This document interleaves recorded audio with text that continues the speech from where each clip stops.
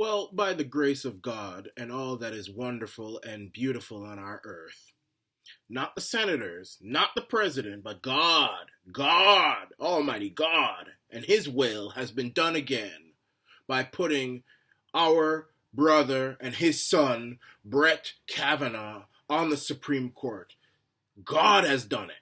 Not those senators, not the Senate Judiciary Committee, not Donald Trump. None of them can match God. And I said that from the beginning. It is His will that He put this man on the Supreme Court. And it was His will that he went through a very tough and wicked road to get there so that he could reveal the wickedness and evil that is in our government, from Cory Booker to Blumenthal to Dianne Feinstein and Chuck Schumer and all those protesters out there making fools of themselves out there. He has revealed them all as evil and wicked and disgusting. They're all on their way to hell. We all know it. They're on their way to hell with a quick pit stop to the fiery butthole and the itch. But Brett Kavanaugh, importantly, has made it to the Supreme Court. Now, I know that it was a tough road, but it was God's will to show the people of the United States and the world of the wickedness that lies in Capitol Hill. And I am hoping and praying that come November, in the midterms, all those wicked, evil people will be thrown out. McCaskill, Donnelly, all those people. Joe Manchin, I would still throw him out. He voted for Kavanaugh, but the only reason he did that is because he's afraid of the people of West Virginia. Those people don't joke. West Virginia? Oh boy. That's Hatfields and McCoys and all those people. They'd come after him so quickly, his head would spin. He's afraid of the people of West Virginia. He's more afraid of the people of West Virginia than he would be to drive down some of the baddest streets of Washington, D.C. at 2 o'clock in the morning with a Mercedes-Benz that's unlocked on all four ends. That's how afraid he is of the people of West Virginia, with good reason. I'd still vote against him, though. But, okay, I'll give him the benefit. He voted for Brett Kavanaugh. He's not evil.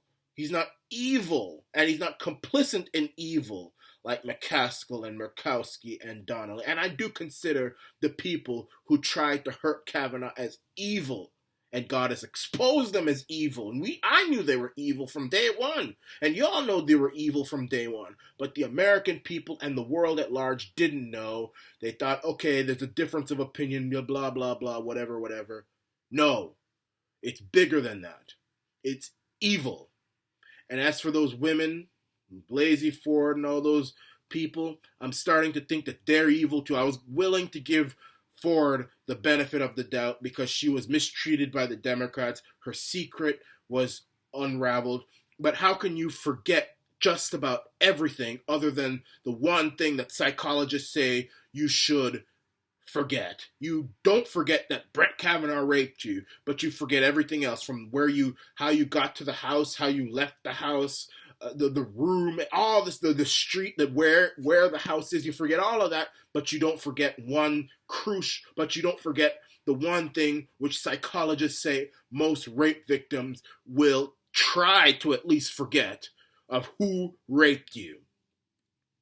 That doesn't fly with me. The FBI said he's innocent. The Senate Judiciary Committee said he's innocent, and he's been one of the most investigated people in America in recent history. More investigated than Osama bin Laden and the Taliban and ISIS and Saddam Hussein put together, and all the members of the Russian Duma during the worst part of the Soviet Union. He has been investigated more than all those people by the FBI and by just about everybody. And they've all said he has nothing to do with any rape or any drugging or any of that stuff. So I say to all those people who are protesting out there, keep being out there.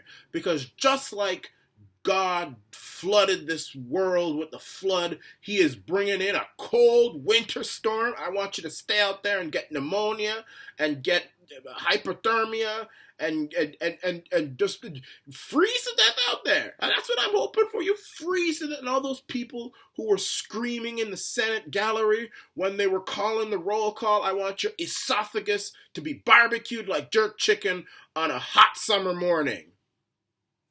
This is the Nation.